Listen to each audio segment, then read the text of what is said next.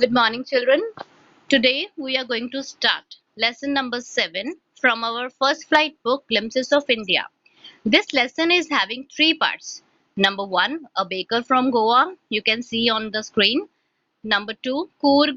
Number 3, tea from Assam. So today we are going to start part 1.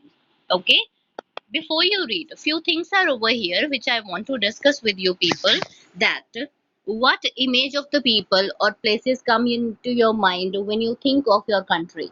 Okay, if I ask you what is the traditional dresses, if I ask you tell me something about the country, you can tell naturally about religion, festival, many places which are tourist places. Okay, what parts of India have you lived or visited? Can you name some popular tourist destination? Fine.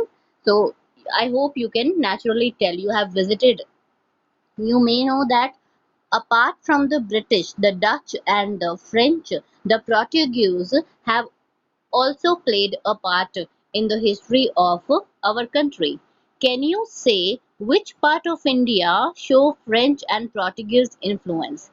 Can you say which part of India grow tea or coffee? So children, today we are going to study the same thing. Fine. Lesson 1. A baker from Goa. You must have heard the name of Goa. Okay, this place.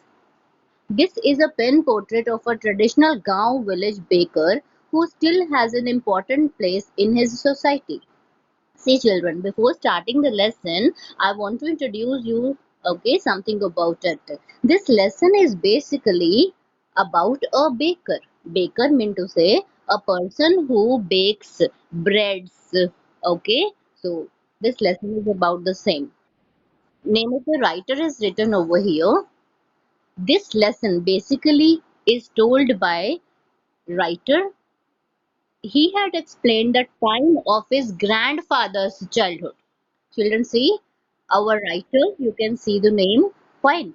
Writers, then this you will write also in your notebooks.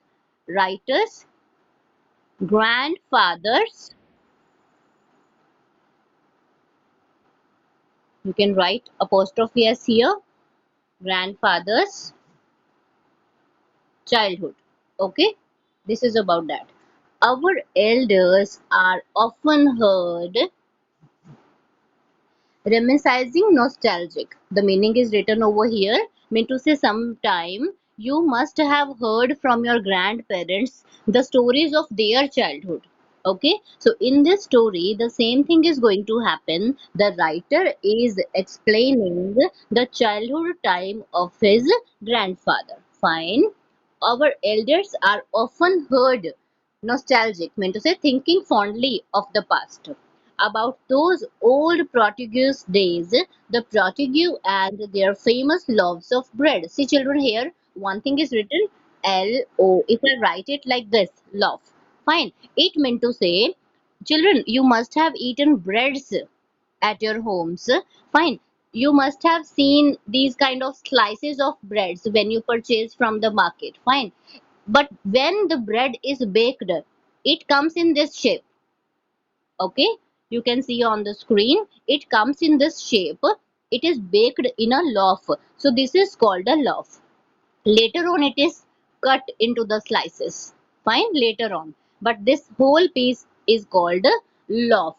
If I will tell you something like, suppose L-O-A-F, loaf. If I will write the plural of it, L-O-A-V-E-S, the meaning of F will be removed and V-E-S will come. So the same thing is written over here. Bake the loaves. I hope you understood this point. What is the meaning of bake the loaves? Those age-old time tested furnaces. Furnaces means fireplace where a bread or something is being baked. I'm trying to make tough words clear to you. Furnaces means fireplace. Okay, the fire in the furnace has not yet been distinguished. The thud and jingle of the traditional baker's bamboo heralding his arrival in the morning can still be heard in some places. Maybe the father is not alive It is written, you can see from this point, maybe the father is not alive, but the son still carries on the family profession. So this thing I need to make you clear over here. As I have told you, the writer of the chapter, a baker from Goa, is telling us about the childhood of his grandfather. I hope it is clear. I'm repeating this point. In this lesson, writer is explaining the childhood of his grandfather.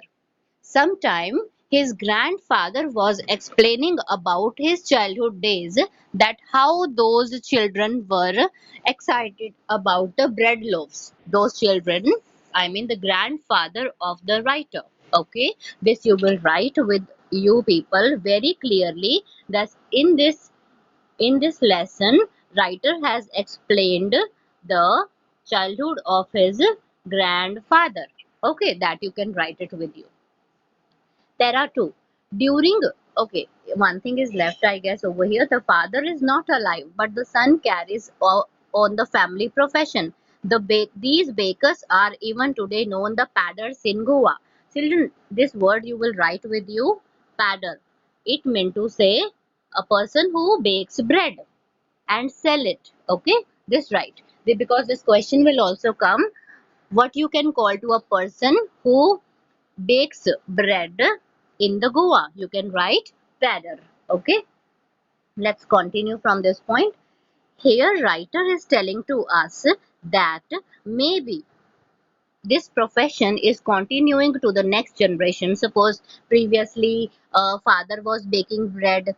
Okay, then next his son started following the same business. Fine. Let's see what is written over here. Writer is telling to us, maybe the father is not alive, but the son carries on the family profession. Here, family profession means what? The bread baking. And one more thing he is trying to tell to us. Let me show you the previous page one more time over here.